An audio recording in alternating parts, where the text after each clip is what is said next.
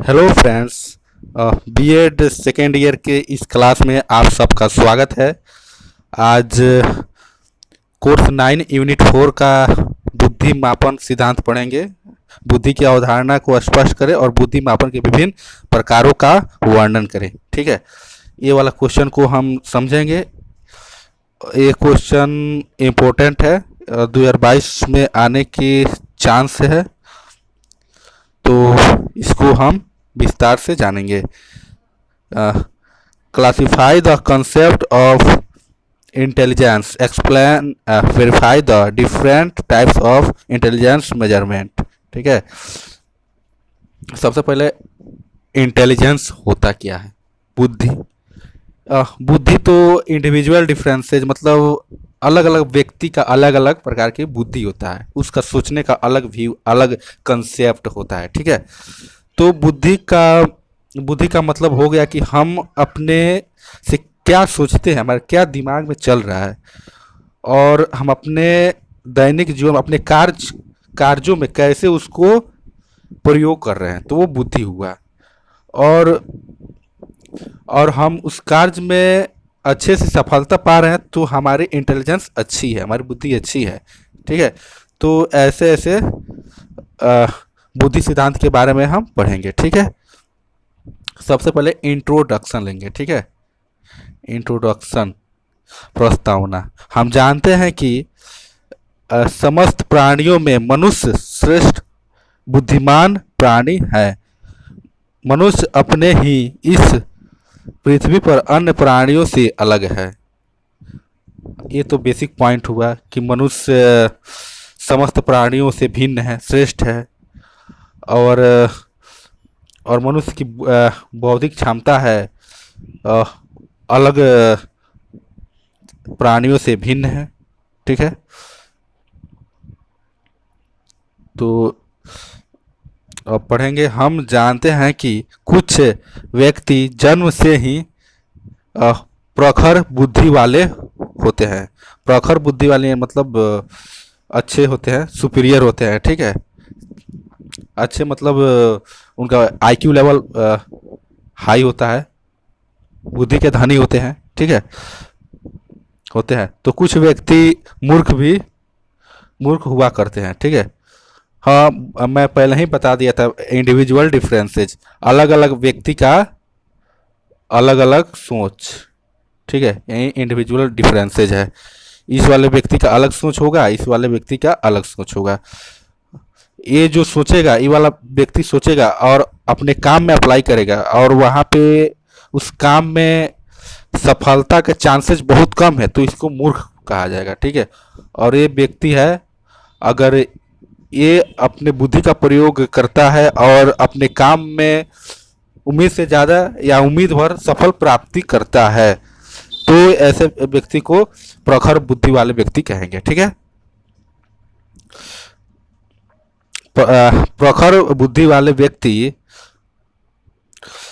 व्यक्ति मूर्ख व्यक्ति की अपेक्षा शिक्षा में तो अधिक लाभ उठाते हैं, तो तथ्य के आधार पर कहा जा सकता है कि बुद्धि वंशानुक्रम पर आधारित होती है, परंतु बुद्धि के विकास के लिए उपयुक्त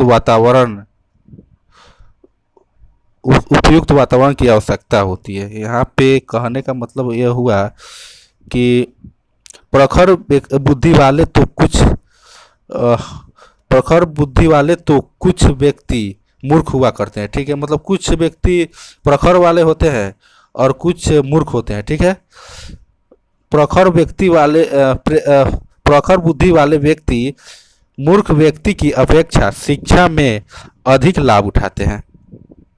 जो प्रखर है वह शिक्षा जो प्राप्त करे उसमें अधिक लाभ उठाएगा, वह कंसेप्ट को आसानी से समझेगा, वो अपने स्कीमा में आसानी से उसको कैप्चर कर लेगा और अपने अनुभव के द्वारा दूसरों के साथ व्यक्त करेगा।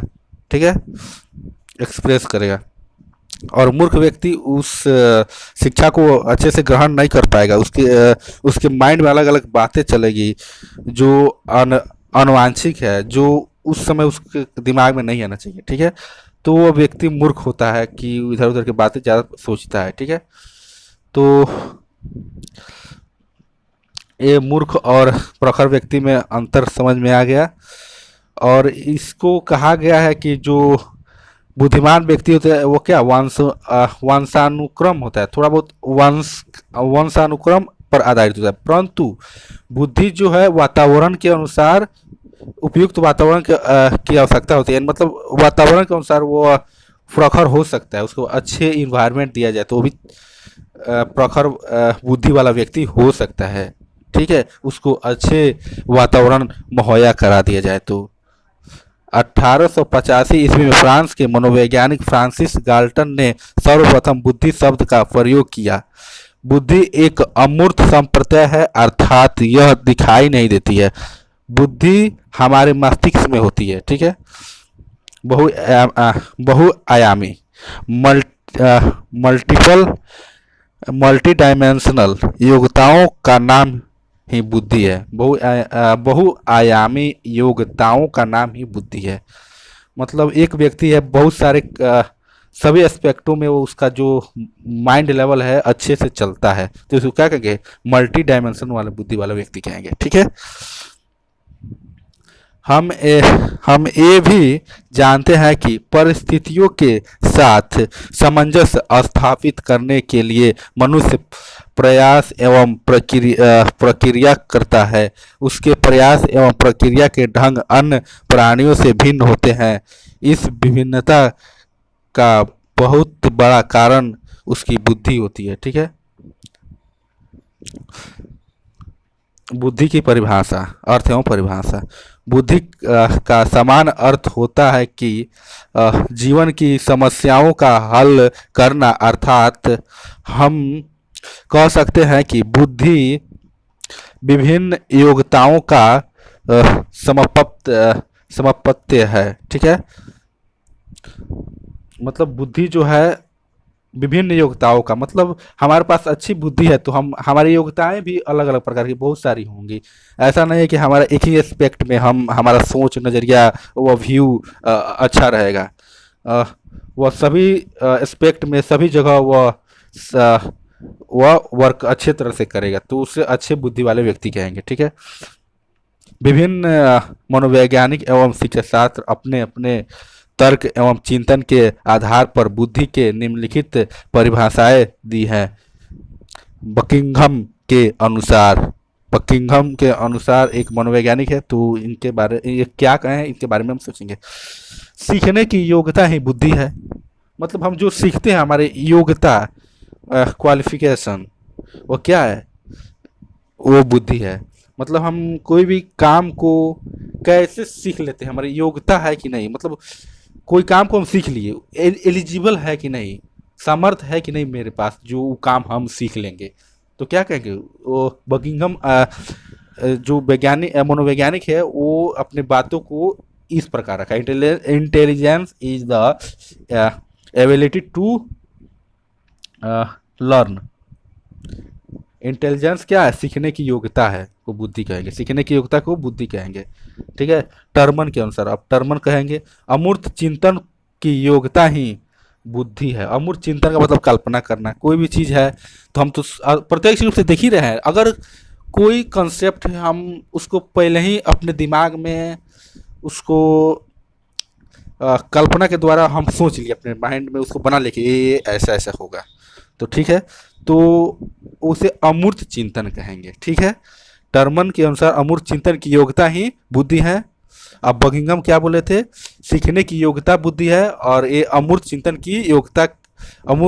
की योग्यता ही बुद्धि है, टर्मन साहब बोले। स्टर्न अब क्या बोलेंगे देखेंगे। स्टर्न के अनुसार नवीन परिस्थितियों में समायोजन की योग्यता ही बुद्धि है। अब कोई मेरे पास कोई क्या है, नवीन परिस्थितियां हैं, कोई परिस्थिति आ गई, उसमें हम कैसे एडजस्टमेंट करते हैं, हमारी योग्यता ही, एडजस्टमेंट करने की योग्यता ही बुद्धि है। हम उस परिस्थिति में किस तरह हम अपने आप को ढालते हैं, उसकी योग्यता क्या है? बुद्धि है। उसके क्या कहेंगे? बुद्धि कहेंगे। ठीक है, नवीन परिस्थितियों में समायोजन की योग्यता ही बुद्धि है। मतलब कोई भी हम काम कर रहे हैं तो हमारे अलग अलग परिस्थितियां आ रही हैं, उस परिस्थिति को हम कैसे उसमें समायोजन करेंगे, कैसे सॉल्व करेंगे, उसकी योग्यता ही बुद्धि है। ठीक है, हमारे जीवन में अनेक प्रकार की बाधाएं आएंगी, अनेक प्रकार के डिसीजंस आएंगे। उस परिस्थिति में हम अपने आप को उस डिसीजन अच्छे लेंगे तो हम अपने जीवन में अच्छे कर पाएंगे। सभी एस्पेक्ट को देखना होगा। कोई भी निर्णय हम लेते हैं तो सभी एस्पेक्ट को देखना होता है कि कौन सा बात कहाँ सही है।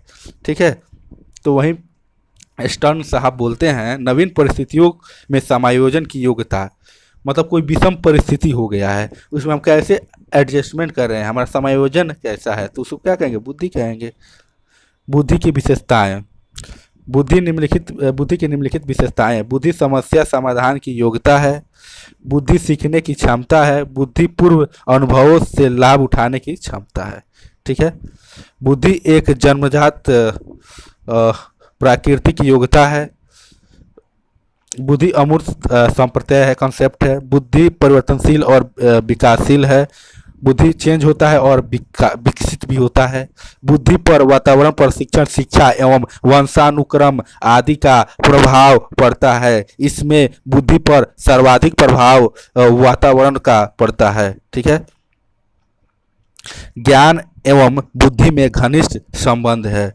ठीक है, बुद्धि तर्क संगत चिंतन है, मतलब बुद्धि क्या है, तर्क मतलब रीजनिंग एबिलिटी, हमारे तर्क करने की कोई भी समस्या हुआ तो हम कितने प्रकार से उस बातों को सोच रहे हैं, उसको कहेंगे क्या, तर्क कहेंगे। कितने तरीकों से उस बात को हम सॉल्व कर सकते हैं, कितनी संभावनाएं हो सकती है, वो क्या है, तर्क है। ठीक है, उसको तर्क कहेंगे। ठीक है, बुद्धि द्वारा ही व्यक्ति अनेक उद्देश्यों की क्रियाएं करता है। हाँ, बुद्धि अच्छी है तो अलग अलग प्रकार के हम उद्देश्यपूर्ण क्रियाएं करेंगे। ठीक है, बुद्धि के प्रकार, अब थॉर्नडाइक ने बुद्धि को 3 प्रकार में बांट दिया है। थॉर्नडाइक साहब 3 एस्पेक्ट में बुद्धि को देखते हैं, मूर्त बुद्धि, अमूर्त और सामाजिक बुद्धि। मूर्त का मतलब जो हमारे प्रत्यक्ष रूप से हम जो प्रत्यक्ष रूप से दिख रहा है उसमें हमारा जो सोचने की तरीका है उसको मूर्त कहेंगे। अमूर्त कहेंगे जो हमारे प्रत्यक्ष नहीं है, उसको कल्पना द्वारा उसको इमेज करके उसको सोचा जाता है, उस बुद्धि का प्रयोग किया जाता है, अमूर्त बुद्धि कहेंगे। और सामाजिक बुद्धि जो हम समाज में रह के समाज की हितकारी बुद्धि का प्रयोग करते हैं, उससे क्या कहेंगे, सामाजिक बुद्धि कहेंगे। ठीक है, मूर्त बुद्धि वह बुद्धि है जिसके द्वारा व्यक्ति ठोस वस्तुओं के महत्व का ज्ञान प्राप्त करता है और उसकी भिन्न भिन्न परिस्थितियों का उपयोग करना सीखता है। मूर्त बुद्धि का उदाहरण कुशल व्यापारी, इंजीनियर, डॉक्टर, कुशल कारीगर आदि में होता है। अब अमूर्त, अब्स्ट्रैक्ट इंटेलिजेंस, अमूर्त बुद्धि की सहायता से व्यक्ति शाब्दिक और आंकिक और प्रतीकात्मक संबंधों को समझता है। जिस व्यक्ति में इस प्रकार की बुद्धि होती है वह व्यक्ति अमूर्त चिंतन के द्वारा श्रेष्ठ कलाकार, श्रेष्ठ पेंटर और श्रेष्ठ गणितज्ञ बनता है। हाँ, पेंटर है तो पहले ही इमेज करके कैसा उसको बनाना है, कारीगर है, कलाकार है तो वो इमेज पहले से कर लेता है अपने मस्तिष्क में। गणित को सॉल्व करने से पहले से उसको इमेज करके बनाया जाता है। और सामाजिक बुद्धि व्यक्ति के सामाजिक संबंधों और सामाजिक कौशलों की सिखाता है और जिसके द्वारा वह दूसरे व्यक्तियों के साथ सामाजिक व्यवहार, हाँ, सामाजिक का मतलब होता है कि समाज में जितने व्यक्ति हैं सभी सेटिस्फाइड हो और कोई भी काम कर रहे हैं तो सबको अच्छा लगे, वो सामाजिक व्यवहार हो गया। ठीक है, बुद्धि परीक्षण का मापन, प्रशासनिक पद्धति के आधार पर, विषय वस्तु के आधार पर, रूप के आधार पर, प्रशासनिक पद्धति के आधार पर व्यक्तिगत बुद्धि परीक्षण और सामूहिक बुद्धि परीक्षण, रूप के आधार पर गति परीक्षण, शक्ति परीक्षण, और वस्तु के आधार पर शाब्दिक बुद्धि परीक्षण और शाब्दिक बुद्धि परीक्षण। अब शाब्दिक में भी आ जाएगा व्यक्तियों का व्यक्तिगत शाब्दिक बुद्धि परीक्षण, शाब्दिक में आ जाएगा सामूहिक शाब्दिक बुद्धि परीक्षण, व्यक्तिगत शाब्दिक बुद्धि परीक्षण, और अशाब्दिक में आ जाएगा व्यक्तिक अशाब्दिक बुद्धि परीक्षण, सामूहिक अशाब्दिक बुद्धि परीक्षण। हो जाएगा, कोई दिक्कत नहीं। प्रशासन के आधार पर अब इस प्रकार बुद्धि के बहुत सारे तथ्यों को समझेंगे और जानेंगे, और ठीक है, और भी कुछ है, इसको सॉल्व करेंगे। तो इस क्लास में बस इतना ही, मिलेंगे अगले क्लास में। तब तक के लिए बाय।